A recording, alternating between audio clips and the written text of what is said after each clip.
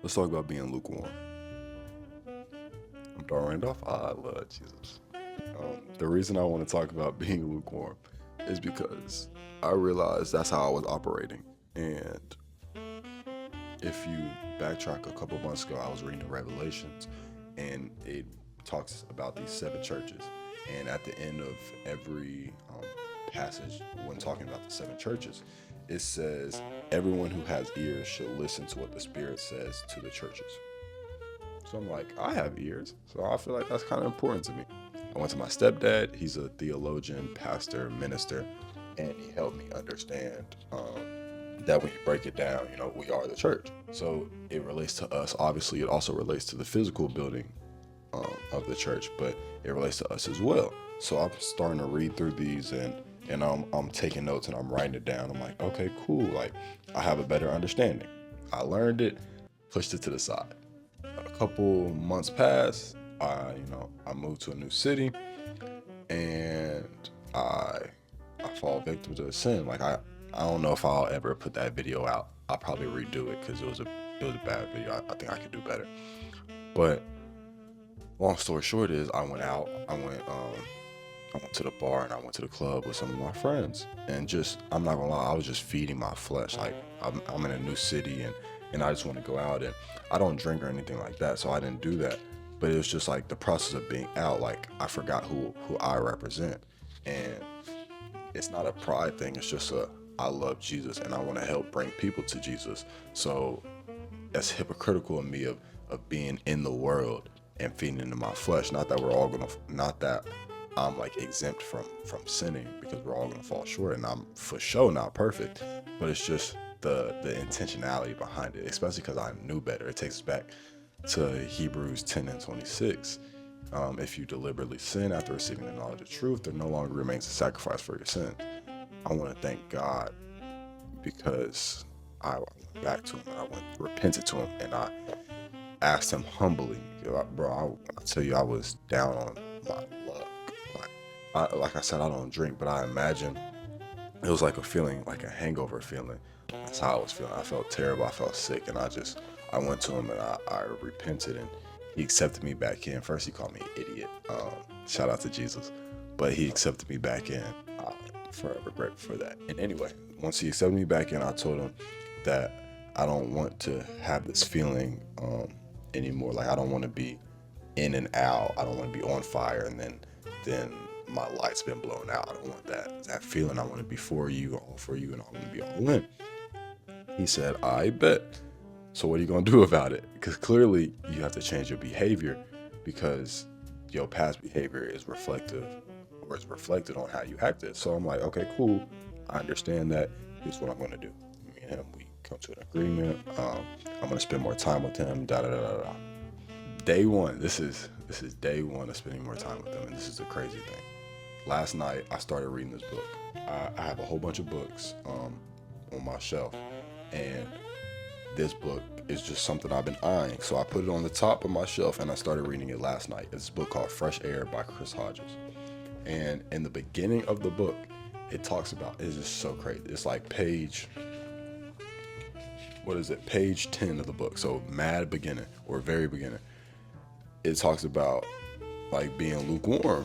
And I was like, yo, that's crazy. Like it talks about how we're drifting away because we're neither in nor out. It talks about this is so crazy. Like this is day one of me praying to lock in with God in a way that I've never locked in with him before. And it talks about they're Christians, but they still have some flesh-based living in them. We want enough Jesus to get us into heaven, but we still have a little bit of the world in us too. We're lukewarm, tepid, not hot or cold. Now, take that, put a pin in it. A couple months ago, these seven churches talks about seven different things. And the last church, excuse me if I'm about to butcher this pronunciation, but the last church, the church of Laodicea, talks about being lukewarm. It literally says in the Bible, if you go to Revelations chapter 3, verse 16, but because you are lukewarm, neither hot nor cold, I am ready to spit you out my mouth. So something I learned a couple months ago is now being brought up again. And that's how I know God is so intentional. His intentionality is perfect. You get what I'm saying? So I'm rereading the notes that I took, and I'm rereading this passage, and I'm like, I felt accustomed to this. I felt accustomed to two things, and I'll talk about the other church that I feel like I fell victim to, and probably another one. But I was on fire for God, and then I drifted away, and instead of regaining the position I was on fire with Him, I wanted to have just enough where I could talk to y'all about Jesus. Yeah, Jesus loves, Jesus saves, but I could still, quietly operate in a little bit of the world, just a little bit, like just a tiny bit where I could satisfy the flesh and be holy. You can't have both worlds, but I was for sure trying to operate in both, like it was going to work and it was going to sustain me, and it was going to cure all my problems. And just, I'm not going to lie, I was just being stupid. So when you read the church of, excuse me if I'm mispronouncing it, the church of Laodicea, the verse immediately after he says he's ready to spit you out of my mouth, like it's crazy. It says, "You say I am rich and I have become wealthy and do not need anything, but you do not know that you're really miserable, pitiful, poor, blind, and naked." So it's like you can gain all these earthly materials, but that's not doing anything for your heart. If your heart is not in the right place, you're still going to be miserable. You're still going to be pitiful, poor, and naked. That's so crazy, because the process of being lukewarm is such a unsettling feeling. Like you have no home. You're spiritually homeless because you have not committed to the devil, and you're definitely not on fire for God. So you're in no man's land. If you think about it, like in an actual relationship or a physical relationship, like the talking stage where it's undefined and you don't know if y'all are friends, y'all don't know if y'all are or working towards something or dating, you don't know what you're doing. And somebody asks y'all, say y'all pop out together, and somebody asks y'all, so what are we? And y'all just look at each other, and maybe y'all start stuttering, and eventually somebody says something, and then it leads to a conversation, and maybe y'all break up after that, or whatever the case may be. That unsettling feeling of silence after somebody asks y'all, so what are y'all? That feeling is how all lukewarm people feel. That miserable, pitiful, poor, naked, like that feeling. But the crazy thing is, like the Bible says, sometimes we don't even realize because we're masking it with all these other different things. Again, talk about myself. Years ago, and it's crazy how it took me over a year to realize where this all stemmed from. But years ago, I was struggling with depression. And it's crazy because like my life was good, family, cool. I'm a well-known person, especially like with basketball and stuff. So internally you feel like I'm living a cool life. You get what I'm saying? D1. I wasn't playing, but like at times I didn't care about that because the status came with it. So externally, like I'm living a good life, but I'm miserable. I'm depressed. I had to start going to a therapist. Like my family had to intervene big time because I was tripping. And it took me going to a therapist. Shout out to, I forgot bro's name, but shout out to him, man. We started talking about Jesus and stuff. He was a Christian therapist.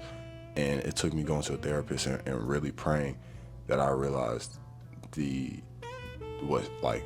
source of my depression wasn't all these external things. It was because my heart posture wasn't good. Like I was still trying to operate in the world and be with Jesus. And that unsettling feeling of not having a home caused me to be depressed, and it led to a crazy year of me being happy, then sad, then masking my pain, and trying to be cool and trying to have a relationship because I want something to fill the void, and all these different things like that. It's unsustainable. I've talked about it so many times, and I'm gonna keep saying it. Nothing has the longevity unless it's talking about Christ. Unless it's about Jesus, it's going to fail, it's going to crumble, it's not building, or it doesn't have a good base. It's going to fall, you get what I'm saying? All right, so back to the lukewarm part. After he tells us that if we're in a stage of being lukewarm, that we're miserable, pitiful, poor, blind, and naked, he gives us some advice. He said, I advise you to buy from me the gold made pure in the fire so you can be truly rich. Buy from me white clothes so you can be clothed, and so you can come over your shameful nakedness. Buy from me the medicine to put in your eyes so you can truly see. That's crazy. He was just talking about how if you're lukewarm, neither hot nor cold, I will spit you out of my mouth. Now he's saying, yo, I got some advice for you so this doesn't happen. Yo, come join me. Buy this from me. All I want is your dirty, broken heart. That's all he wants. That's the most unfair trade in history. We're giving him something that's messed up, dirty, probably small, broken, like all that. So I used to think about it like this. Like when I was younger, I used to sell shoes. I feel like every kid had that little stage, especially if you was a dude. So it's like giving them, let's use some common shoe, let's say like a Jordan 1 or something. That was popping back in the day. Say you giving them your most beat up pair of Jordan 1s. Say the insole is missing, the toe is ripped so you can see nasty little dogs, you get what I'm saying? One lace is on, the other one is like brown. It's real dirty. You've run in those, you play football in those, it's completely dirty. And they say, okay, cool, you give me that and I will give you every shoe in my closet. Say it's an actual shoe store, I'll give you every shoe in our inventory. Like that amount of, you know how unfair that is? Now take that and multiply that times like 1 billion, because Jesus is way more than just a shoe store. You get what I'm saying? It's so crazy that all he wants from us is that, like, to be made clean. Like, he just wants us to rely on him for everything, and he's going to give us everything. Like, it even says in the scripture. It's on my phone, so I'm trying to remember this verbatim. I'm really trying to be a theologian. It says, if you remain in me and my word remains in your heart, ask for it and you shall receive it, or something along those lines. Please, I'll write it up there on the screen. You get what I'm saying? So it's crazy how all God requires from us is to keep his word in our heart, to throw away that dirt, that mud, or not even throw it away, just give it to him. He gonna do his work. He gonna give you a new clean heart, and then we gonna rock out. So again, back to the point, because it's so crazy how you can categorize yourself in one of these 7 churches, especially this one. For me personally, like that, I feel like this one was speaking to me. And at the end of it, when he's saying he'll give you medicine so your eyes can truly see, right after that he says, I correct and punish those whom I love. So it makes me think of those times where, like the time where I was depressed, or even the time right after I went out and I felt like I wanted to throw up. Like, I didn't drink or anything. I was 100% sober. I don't drink, I don't smoke, I don't do none of that. But I felt like I was about to throw up. That feeling of me about to like throw up and hurl, that was God punishing me so I can come to him. Like, sometimes he has to break us down because we won't listen otherwise. I know he doesn't want to do that, but sometimes he has to. He corrects and punishes those who he loves. If he could talk to us and us listen the first time, great. But we're too lukewarm. We're too stubborn in our own ways. We want to have our cake and eat it too. And sometimes he's like, I bet. And he's gonna have to correct and punish us. So that we can listen to him and open our hearts to him and finally receive what he's trying to say. So it took me a minute. It took me a fat minute. Even going out, like, I felt bad, and then I went to sleep. And then I woke up and I felt even worse. I really felt like I was about to throw up. I was like, yo, what's this feeling? I ended up praying to God, and we talked about it, and it led to me talking to you about it. But it's just so crazy. And right after that, he says, so be eager to do what is right and change your hearts and lives. Going out, not sustainable. Going out, worldly, flesh-filled or flesh-fed, feeding the flesh. Reading the word, feeding your soul, feeding your spirit. Word good, world bad. Word good, world bad. Right after that, in verse 20, and I'm almost done. it says, "Here I am. I stand at the door and knock. If you hear my voice and open the door, I will come, I will eat with you, and you will eat with me." I've said this verse before, but here it is in its totality. It's like, you are lukewarm. You are bad. Here's some advice so you can be good. I want you to be good because I love you. Please open the door so I can give you this advice and I can be in your heart and we can be together. If you do that, you will receive the victory and you will sit at God's right hand, just as I did. Where does it say that last part? In the very next verse, Revelations 3:21. Those who win the victory will sit with me on the throne in the same way that I won the victory and sat down with my Father on his throne. So God is giving us the blueprint to live just like him, so we can receive the blessing that he had of having the privilege to sit right next to his Father. You know how crazy that is? Sinners like us, all he wants for us to do is follow his blueprint. He's like, yo, I understand you're a sinner. If you're not trying to be a sinner no more, here's the guide.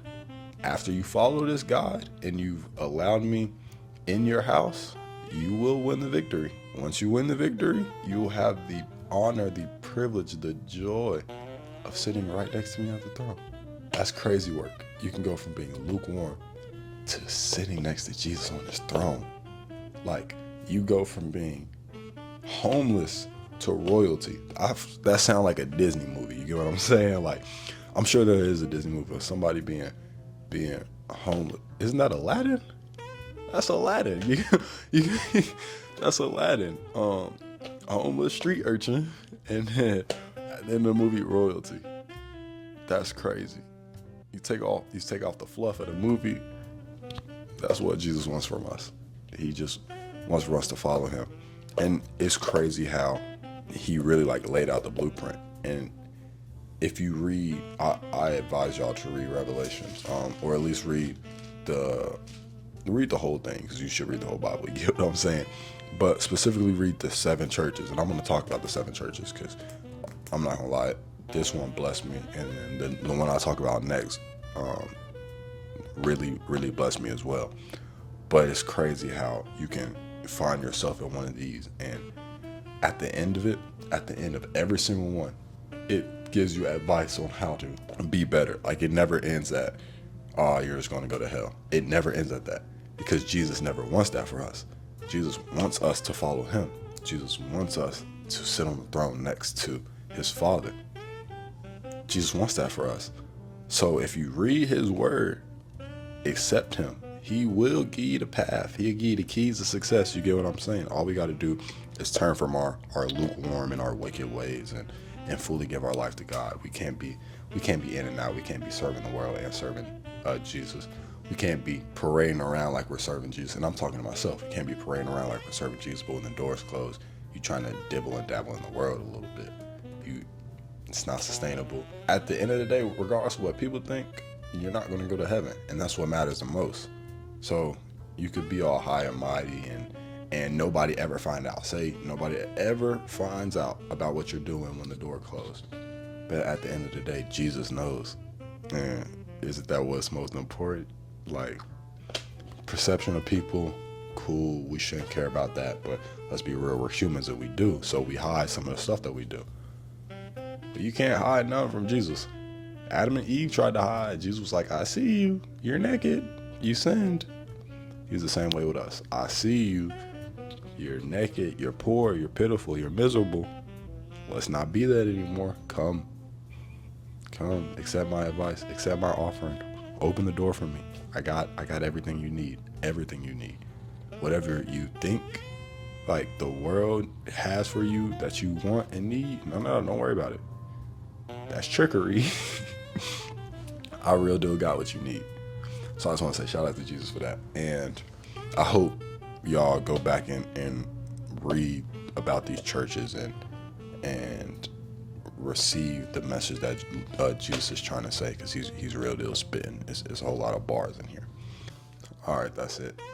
That's all I gotta say. I I hope y'all having a blessed day, night, whenever y'all watching this. Jesus would love to talk to you. Please open the door for him. He's always going to be there. Just waiting patiently, never going to bombard you. Just going to be there whenever you need him. So call him because you need him all the time. You know what I'm saying? All right, I'll catch y'all on the next one. I'm out. Peace.